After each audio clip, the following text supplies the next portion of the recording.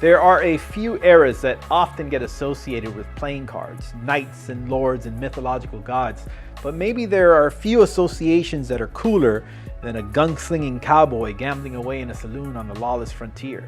The deck I'm about to review, the Dead Man's Deck from Vanishing Inc. and the Expert Playing Card Company, is awesome for about 1,000 reasons we'll get into later. The deck itself is directly inspired by one particular poker hand held by one particular cowboy on the night he met his fate, James Butler Hickok, aka Wild Bill.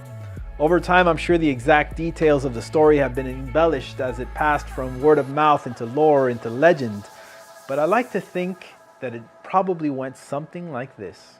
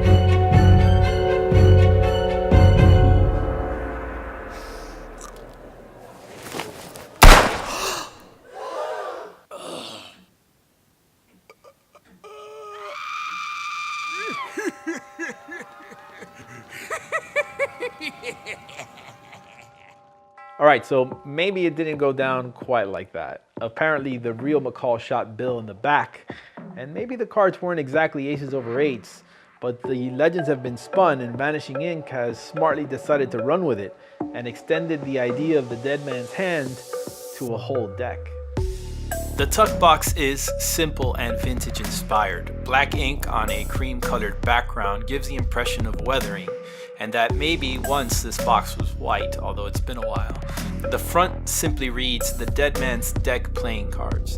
The number 10 in the top right corner is a reference to the Nuttall and Mann Saloon, which was later renamed the number 10 Saloon. The sides read Fine Quality Playing Cards on one end and Deadwood Dakota Territory on the other. The top of the tuck features a Vanishing Inc. seal, and underneath the copy Nuttall and Mann's, insinuating that, like many casinos and hotels do now, maybe this deck was a souvenir offered by the saloon's proprietors. The bottom of the deck has the additional ad copy. The back of the tuck features an approximation of the card backs, although the prominent initials of Wild Bill, JBH, have been added.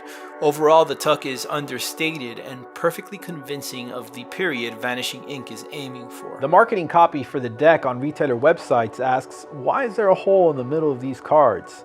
Good question. And it also promises that there could be some secrets contained in the box. Slicing open the seal, in fact, reveals a bullet hole through the deck, and it's a brilliant idea that's really well executed. You can see the charred edges from where the hot bullet cut through the cards. Even more surprising is that when you pull out the cards, you discover a heavy round ball, a discharged bullet, rolling around inside the cards. Know what to tell what the bullet is actually made from. Could be lead, which may or may not be a minor health concern. It's a small caveat worth mentioning. But ultimately, the inclusion of the ball is genius. Inside the box, you'll also find 2 ad cards. One is a portrait of Wild Bill, which has the lower half of his face ominously erased by the bullet hole. The other ad card is a short explanation of the Dead Man's Hand legend. The card backs have a scrolling one-way leaf design that feature a bunch of tiny details. At first glance, you can make out handwritten letters and numbers, and you think that the deck might actually be marked, before you realize that they're just more references to the lore behind the deck. More JBH initials, A for Ace, the number 8. There's some black tombstone-like markers that have initials inside them, but I'm not quite sure what they're referencing. There's a sheriff's star and a silhouette of a revolver too. It's really a great design.